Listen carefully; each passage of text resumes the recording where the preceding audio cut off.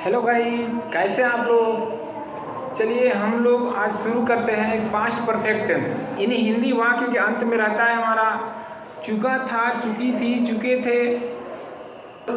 कुछ अलग प्रकार से भी आता है, या था, ये थे, ये थी।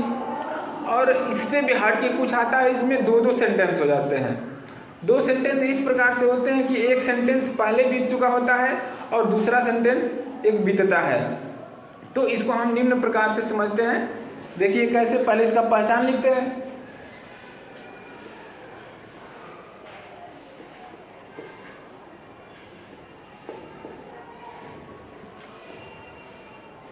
हिंदी वाक्य के अंत में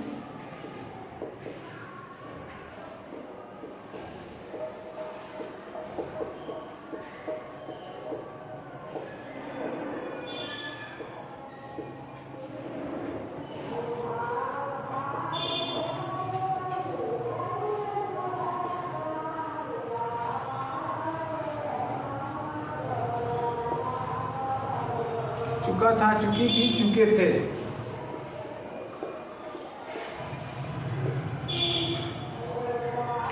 या था, ये थे,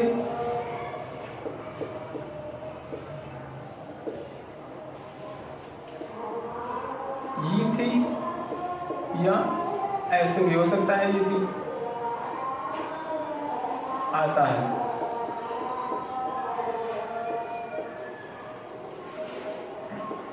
जब ये पहचान आ जाए, वाक्य के अंत में ये चीज आ जाए, तो हमें ये समझ लेना चाहिए कि ये पास्ट परफेक्ट टेंस का है। इसकी जो सहायक क्रिया होती है वो सबके लिए सेम होती है।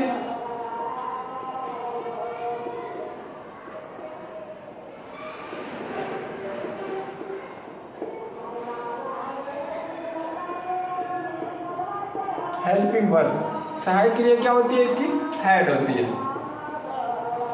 यानी चाहे वो सिंगुलर हो या प्लूरल हो, हम सबके साथ हैड का इस्तेमाल करते हैं। इसके बाद आता है हमारा क्रिया,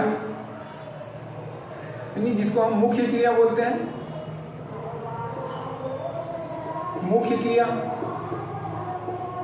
या जिसको हम मेन वर्ब बोलते हैं, एमवी। इसमें वर्ब की थर्ड फॉर्म का प्रयोग करते हैं। वर्ब की थर्ड फॉर्म,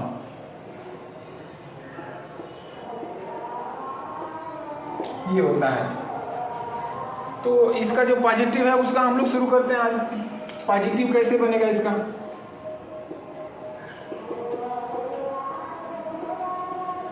पॉजिटिव के लिए स्ट्रक्चर पहले हम लोग लिख लेते हैं, कैसे बनाएंगे। यानी कि सिंटेक्स। सिंटेक्स हमारा होता है, सबसे पहले सब्जेक्ट लगाते हैं। सब्जेक्ट लगाने के बाद हम लगाते हैं हैड, और हैड के बाद हम लगाते हैं वर्ब की थर्ड फॉर्म। इसके बाद लगाते हैं ऑब्जेक्ट। बस 1 2 3 4 वर्ड में हमारा पूरा होता है। बाकी सेंटेंस के ऊपर है कि उसमें कितने वर्ड यूज किए गए हैं। एग्जाम्पल लेते हैं हम लोग।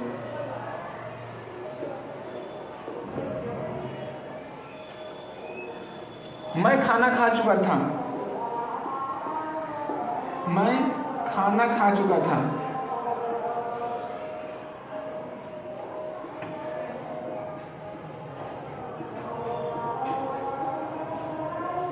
क्या हो जाएगा इस सिंटेक्स के हिसाब से? मैं का आई हो गया। आई के हिसाब से हम यहाँ तो हैड लगाएंगे, लगाएंगे। वर्ब की थर्ड फॉर्म, ईट का थर्ड फॉर्म हो जाएगा ईटेन, और लगा देंगे लास्ट में क्या? ऑब्जेक्ट, खाना। ऐसे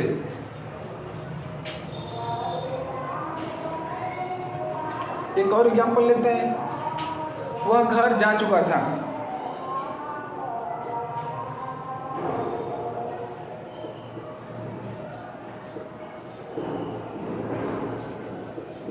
क्या हो जाएगा इसका? ही हैड, थर्ड फॉर्म क्या होगा जाना का? गॉन। यानी गो का थर्ड फॉर्म हो गया gone. He had gone to home. ऐसे एक लास्ट एग्जाम्पल। इसका जो दूसरा जो प्रकार होता है वो निम्नलिखित तरीके से होता है। उसमें फ़र्क ये होता है कि सेंटेंस डबल हो जाता है, यानी एक ही हम लोग सेंटेंस में दो दो प्रकार के सेंटेंस को जोड़ करके बनाते हैं। तो इसका बनाने का जो रूल होता है वो निम्नलिखित होता है। जैसे हम लोग लिखते हैं इसको, इसका सिंटेक्स थोड़ा सा अलग हो जाएगा।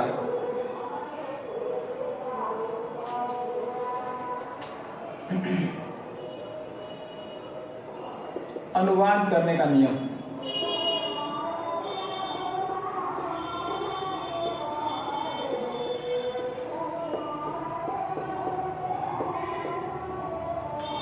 अनुवाद करने का इसका नियम ये होता है कि जो सेंटेंस या जो कार्य पहले हुआ रहता है उसको हम स्टार्टिंग में बनाते हैं और पास्ट परफेक्ट में बनाते हैं, लेकिन जो कार्य बाद में हुआ रहता है उसको हम बाद में रखते हैं और उसको बिफोर लिखने के बाद हम पास्ट इंडेफिनिट टेंस में उसको बनाते हैं। तो इसका सिंटेक्स पहले लिख लेते हैं हम।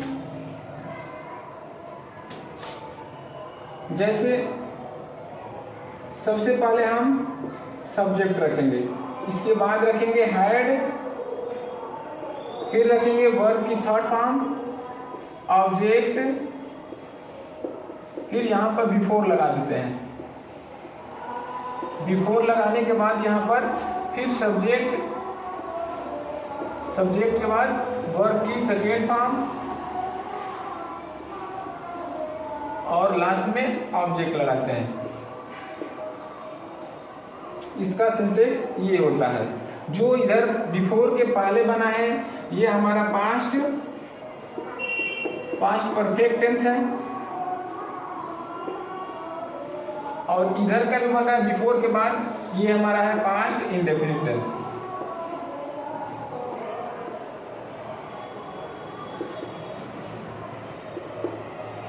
ये ध्यान रखेंगे हम कि किसको किधर रखना है। बिफोर के पहले इसको रखना है, बिफोर के बाद इसको रखना है।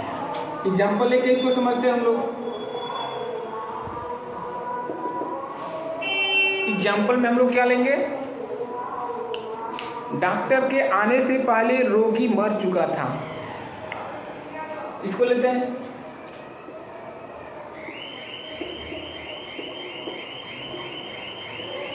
डॉक्टर के आने से पहले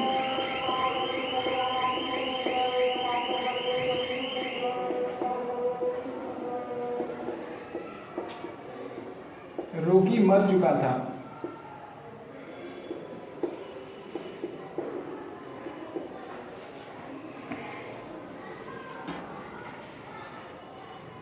पहले क्या हो रहा है यहाँ, रोगी मर चुका था, पहले हम इसी को बनाते हैं, यानी कि रोगी मर चुका था। The patient had died. हमने ऊपर लिख दिया है कि पास्ट परफेक्ट वाले को पहले रखेंगे, इसके बाद बिफोर लगाएंगे यहाँ पर। अब जो स्टार्टिंग में है डॉक्टर के आने से, इस डॉक्टर के आने से जो इधर का सेंटेंस हो रहा है इसको लास्ट में हम पास्ट इंडेफिनिट में बनाएंगे। तो the doctor came, before the doctor केम।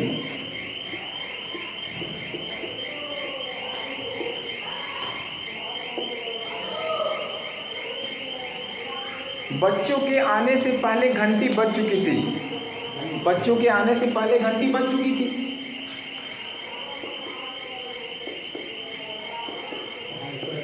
बच्चों के आने से पहले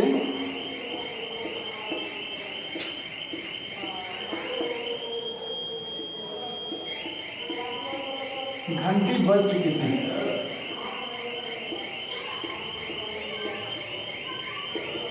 क्या हो जाएगा, घंटी बज चुकी थी। द बेल हैड रंग,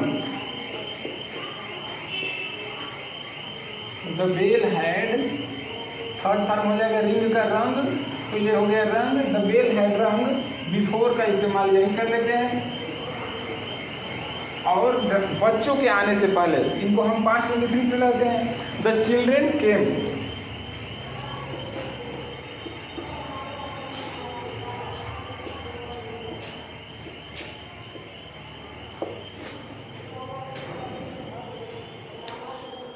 आंधी आने से पहले पेड़ गिर चुका था।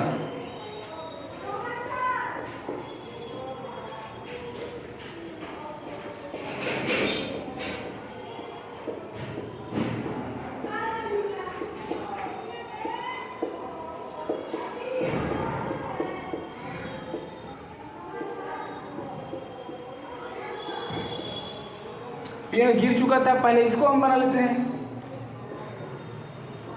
The tree had fallen